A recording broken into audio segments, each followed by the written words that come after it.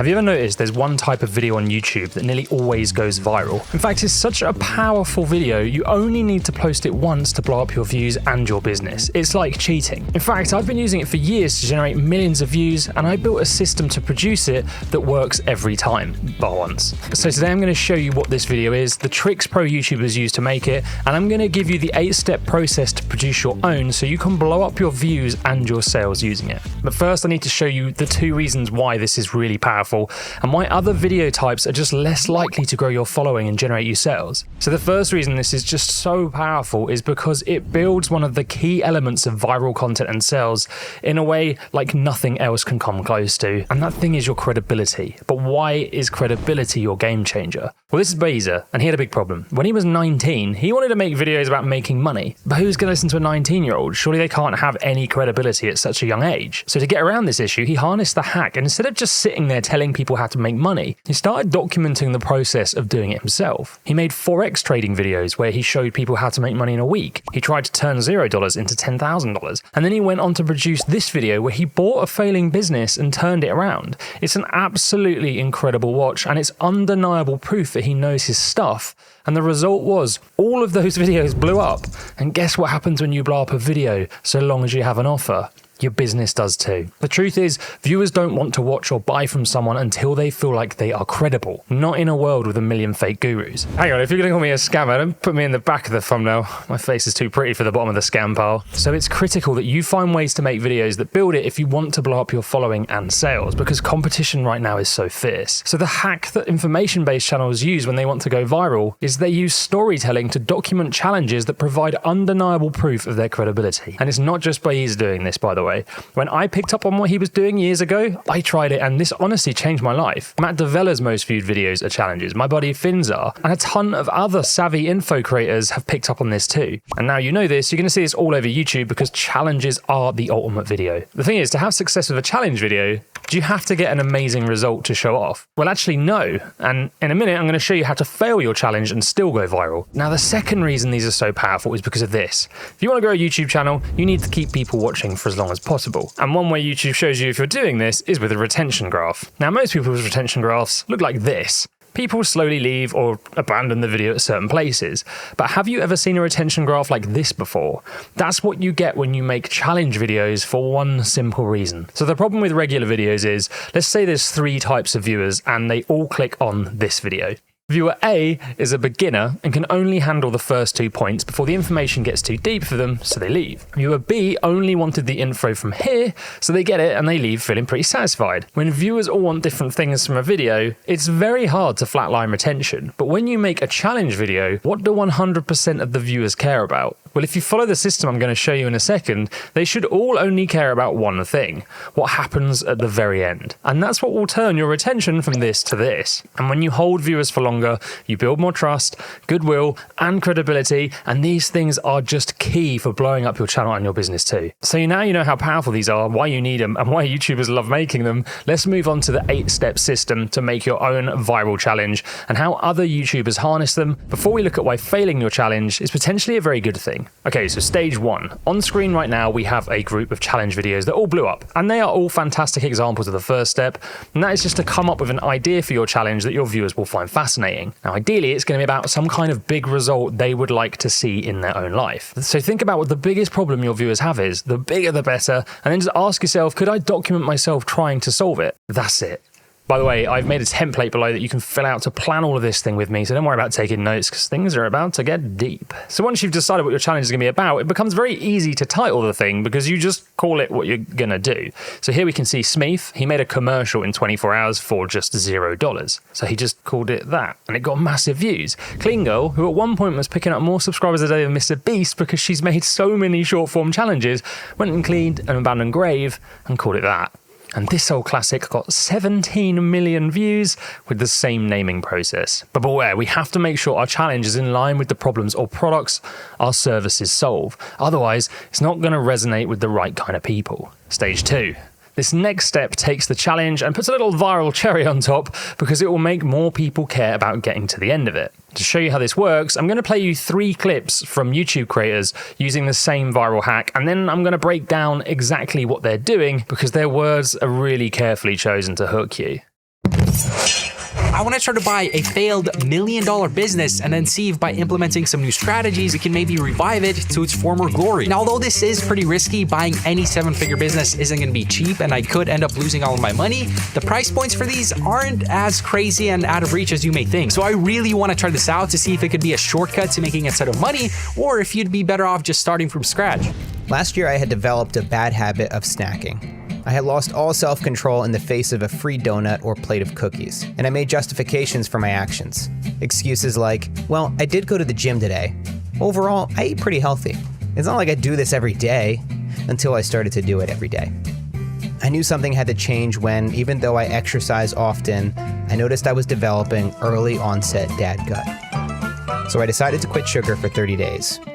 I developed an unhealthy obsession with sleep pods last year when I went to Japan. Maybe it's because I'm a small man, or maybe it's because they're awesome. Today I'm traveling around the entire world to find the best sleep pod on earth, and all the ones I'm going to are in airports. So there's a strong chance I miss my flight every single day. My goal is simple: achieve a 100 sleep score on my sleeping app. I have not been sleeping well at home, unfortunately, so this video is kind of an excuse to sleep a lot, starting with our only sleep pod in America. Okay, so let me show you the two things they all do which are critical for your challenge video. The first is they have something called a why. So a why is basically a deeper reason to do your challenge that's not just this is going to be fun. When you have a deeper reason, it then activates the second part of the viral formula. So they say a story isn't a story without stakes. Stakes in a challenge are basically what is at risk if the challenge fails, and this makes the video matter to the characters and the audience. So the higher the stakes, the higher the retention, and tension equals retention, baby. So your why can be you need to do the challenge to solve a problem, and the stakes are set because if you fail the challenge, the problem potentially doesn't go away. So let me break down how those examples just use those two things so this becomes a lot clearer about how to do it for yourself. So Matt started by saying he developed a bad habit of snacking and he'd lost all self-control and was getting dad gut, so he needed to lose weight, giving us the why of his challenge and setting what was at stake, his health. Then we have Beiza, who said that the reason he wanted to do this was to see if there was a faster way to make money online, which is his why. And then there's the stakes. Well, he really pumps them up when he spoke about the risks of buying $1 million business. It's almost like he knows what he's doing. And then finally, Ryan, well, he said he wasn't sleeping very well, so he just wants to use the challenge to catch up on some sleep. Then he pumps up the stakes by saying he'll probably miss his flights. But there's one more thing all of these guys have in common that makes the stakes and why so much more powerful, and that is they are all universal problems. I mean, who hasn't worried about money or weight or had a bad night's sleep, right? That relatable struggle makes the challenge so much more interesting to us, so make sure your why and your stakes are something your viewers have experienced or care about, and you are golden. Stage 3. This then brings us on to a interesting problem, doing the challenge itself. So at this step in the process, you don't really know what's going to happen, so you'll think you need to vlog about absolutely everything to cover all your bases. By the way, just to make sure you understand what a vlog is, that's just when people talk to the camera like this on the fly. The thing is, when you do this, you will ramble for 10 minutes trying to explain what is happening, and when that part of the challenge only needs to be a 5-second clip in your video, you end up with 15 hours of footage overall, and that creates a mammoth editing task for even the most experienced creators, and we don't want that. So to save you a huge amount of time, I've got 2 beginner options that help make producing challenges faster, easier, and they still work insanely well. So the first is not as exciting for viewers to watch, but it works with the creators that you can see on screen right now. So for this option, you just tell the story about what happened when you took on your challenge, following everything I'm about to show you, and that's it. There's no footage over the top though, there's no vlog. It sounds kind of boring, but if you follow the next steps, it will work. Now the second is going to increase the video's likelihood of success quite a lot. Here what you do is you film footage of yourself doing the challenge, but you don't vlog anything in the moment. What that means is you don't mic yourself up and present to the camera as you go, so it's faster and easier to shoot. But also, it makes the edit 10 times faster because you'll have a lot less footage to go through. Then in the later steps we'll get to in a minute, all you do is film yourself telling the entire story of what happened in your regular studio environment, just like I am right now, and then you drop the relevant footage on top in the edit. You don't even have to make the footage look that fancy. For maximum time savings, you can shoot a lot of it on your phone. Phone footage has actually got quite an authentic feel to it as well, so it can make your challenge feel more real. Now, this is a lot to take on, so let me just do a quick recap to show you that everything I've just shown you is not as complex as it sounds. Stage 1, you just come up with a challenge that gets the result your viewers want, and you call the video that. Stage 2, you come up with a reason it's important to take on the challenge. And Stage 3, you do the challenge and film B-roll of yourself that you will then add later in the edit. All right, let's move on to the next steps. Stage 4. So that's the challenge shot. How the heck do you now turn this into a viral story? Well, this is critical to ensure you keep your viewers hooked, and it's going to make telling your story 10 times easier. And all you do is you establish what the end of your video is going to be. But why the end first? Well, let me just fly to Croatia to show you. Today I'm flying to Croatia to go on a stag do, and I'm very excited because I get to see my friends I haven't seen for over a year. I've been friends with them for 30 years, so when you don't get to see them, it's kind of like not seeing your family. But it's also a little bit bittersweet because I know that after this weekend, I won't see them for ages. In the beginning, you set up your why and you pump up the stakes. But on takeoff day, there's a giant storm in your home country, and it puts the whole trip in jeopardy. Rain is actually going sideways. This is nuts. What's the end you as a viewer care about from that very short introduction? Well, it's did Ed make it to his friend's bachelor party or not, right? When you've decided on your ending, which in most challenges will be did you succeed or fail, then just connect the dots from the beginning to the end. But beware, most people include a load of information in their story the viewers don't really care about. So to really simplify the process of telling your story, try this. To start, you want to write a list of bullet points of everything that happened during your challenge. Just get it all down. So to show you what I mean, here's everything that happened on the way to Croatia in 30-ish seconds. Right, so I made it to the airport and there's someone blocked the escalator. So now I can run. Move it or lose it, bozo. Oh, the toilet. We all run. We all run. We all run. Gonna have to wait. None of these look very entertaining to me. Or he's gonna write a script. Typey. Beer or coffee? Beer or coffee? No, I've got to drive. Coffee. This is John. He taught me. Oops. Let's move that out of the way. This is John. He's the guy that taught me how to write. Alright, good news. I'm in Croatia and the weather's nice. Bad news is my driving license ran out 3 months ago and I hadn't realised. So I can't rent the car I was supposed to rent. Which means I've got a few options.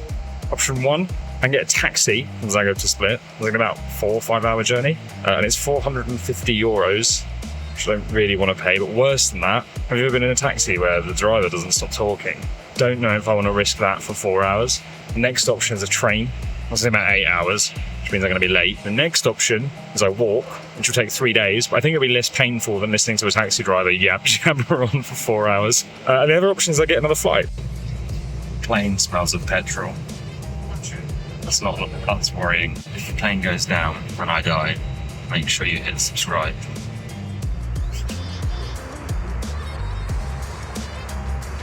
Made it in one piece. Time for a quick nap, and then I'm gonna go and meet my buddies. All right, so that's everything that happened. Now what we want to do is drop that list into a simple decision matrix that I've made you. So write what your end is, and then put every bullet point into the chart. If it's something that can impact your ending, it stays. If it doesn't, you delete it. So for my short story, the beer or the Coke choice, the arriving at the hotel, the nap, none of them impacted the ending, so they get deleted, and that means the story simply becomes this. Man tries to get to bachelor party, massive storm stops him, manages to get a flight but can't rent a car, decides to get another flight, finally meets friends. Basically what you do is you focus on the conflict you came up against that could have wrecked your ending and just show the decisions you made to get around that. And whatever you do, do not think story is about showing people how you easily achieved your goal. I mean, imagine if my story was this. I got a flight to Croatia and landed on time. You'd be like, oh, cool story, bro.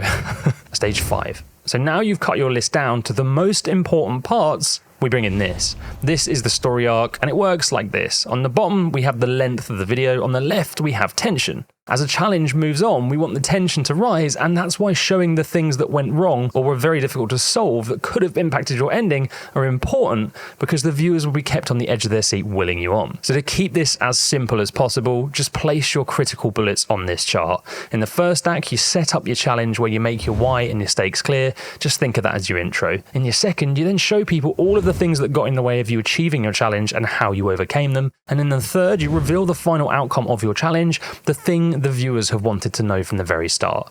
That's it in its simplest form. So let me run a video from Matt Devella through these steps to show you how he used them to produce this bad boy. So let's start by looking at his title, which is just him saying what he did. Then in the intro, he says he entered a powerlifting competition with only 100 days to prepare. Straight away, he's got you with some stakes, and there's a deadline, which means the stakes will always rise as the event gets closer and closer. And remember, tension equals retention, baby. So the video then documents the challenge and shows everything he had to overcome, like tearing a pec, leading to this moment, the competition that he spent 100 days training for. So the stakes are now at their highest, meaning the tension is too, because if he loses, he's wasted all of that time. And then he just reveals what happened. Did he win or did he fail? So once you have this wireframe down, you move on to the next stage. So for the way I'd recommend you do your first challenge, this step means you write a script that then connects all of the things I've just shown you together. Now, a quick guide for the script: you need a strong hook. Hooks are an entire video themselves, but just try this.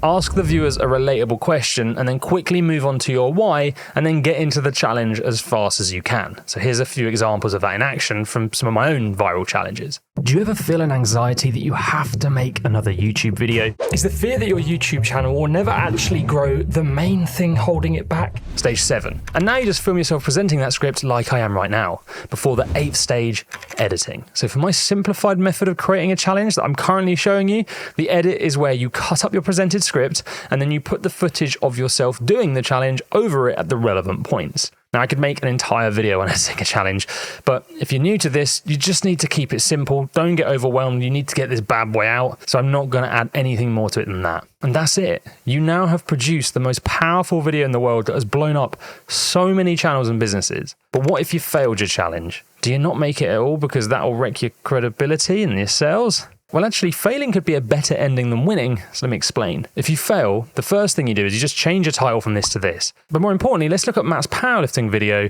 and how he navigates this. Spoiler alert, I'm going to show you what happens, so if you've been wanting to watch this, you might want to cover your eyes and close your ears. So here's where he reveals the result of his challenge. So the results are in, and I finished in 3rd place, or depending how you look at it, second to last. Technically, Matt failed the thing he spent 100 days trying to win, so his credibility is wrecked, right?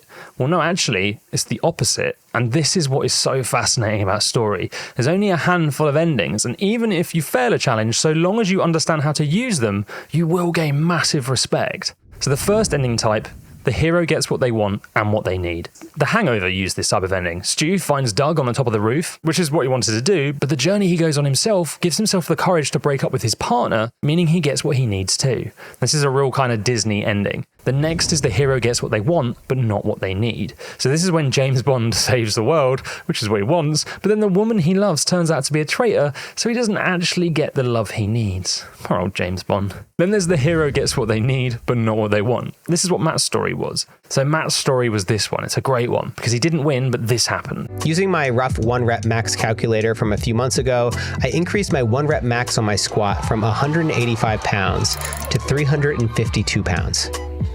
My bench press went from 200 pounds to 264 pounds. Yes, with a torn pec thrown in the middle.